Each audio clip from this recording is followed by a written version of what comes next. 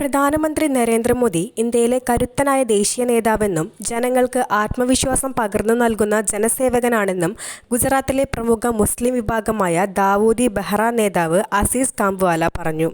പ്രധാനമന്ത്രി നരേന്ദ്രമോദിയുടെ നേതൃത്വത്തിലുള്ള ഭരണം രാജ്യത്ത് വികസനം കൊണ്ടുവന്നു. നിരവധി വികസന സംരംഭങ്ങൾക്ക് തുടക്കം കുറിച്ചെന്നും അദ്ദേഹം പറഞ്ഞു. നിർണായക ഘട്ടങ്ങളിൽ അടിപതറാതെ തീരുമാനങ്ങളെടുക്കാൻ അദ്ദേഹത്തിന് കഴിഞ്ഞു.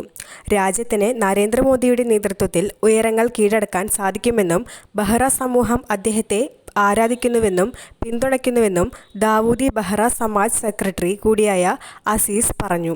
ബെഹ്റ സമൂഹം BJPയുമായി അടുക്കാൻ ആഗ്രഹിച്ചിരുന്നില്ല. എന്നാൽ ഗുജറാത്തിൽ നരേന്ദ്രമോദി മുഖ്യമന്ത്രിയായി വന്നതിനു ശേഷം നടപ്പാക്കിയ പ്രവർത്തനങ്ങൾ കണ്ട് സാഹചര്യങ്ങൾ പതുക്കെ മാറാൻ തുടങ്ങി. റോഡുകളും വ്യവസായങ്ങളും വികസിച്ചു. ഓരോ വിഷയങ്ങളിലും അദ്ദേഹം ചെയ്യുന്ന രീതി മാതൃകാപരമായിരുന്നു. വ്യവസായ മേഖലകൾ അഭിവൃദ്ധിപ്പെട്ടു. സംസ്ഥാനത്തെ സ്ത്രീകളുടെയും കുട്ടികളുടെയും സുരക്ഷയും സ്വാതന്ത്ര്യവും ഉയർന്നു.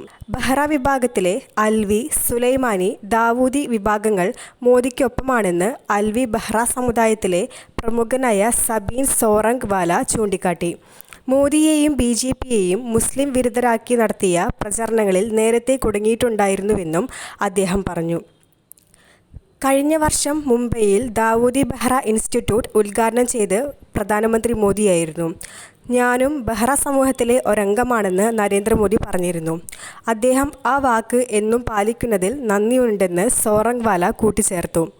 രാജ്യത്തിൻ്റെ സുരക്ഷയും വികസന പ്രവർത്തനങ്ങളും കണ്ട് മനസ്സിലിടം നേടിയ നേതാവാണ് പ്രധാനമന്ത്രി നരേന്ദ്രമോദി. രാജ്യം ഇന്ന് വികസന പാതയിൽ ഉയർന്നു നിൽക്കുന്നുണ്ടെങ്കിൽ അതിനുള്ള ഒറ്റ കാരണം പ്രധാനമന്ത്രി നരേന്ദ്രമോദി തന്നെയാണ്. അതിനാൽ തന്നെയാണ് രണ്ടാം തവണയും അധികാരത്തിൽ വന്നത്.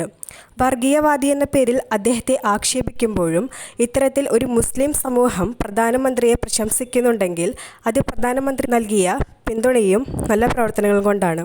വർഗീയവാദി എന്ന പേരിൽ അദ്ദേഹത്തെ ആക്ഷേപിക്കുമ്പോഴും അത്തരത്തിൽ ഒരു മുസ്ലിം സമൂഹം പ്രധാനമന്ത്രിയെ പ്രശംസിക്കുന്നുണ്ടെങ്കിൽ അത് പ്രധാനമന്ത്രി നൽകിയ പിന്തുണയും നല്ല പ്രവർത്തനങ്ങളും കൊണ്ടാണ്.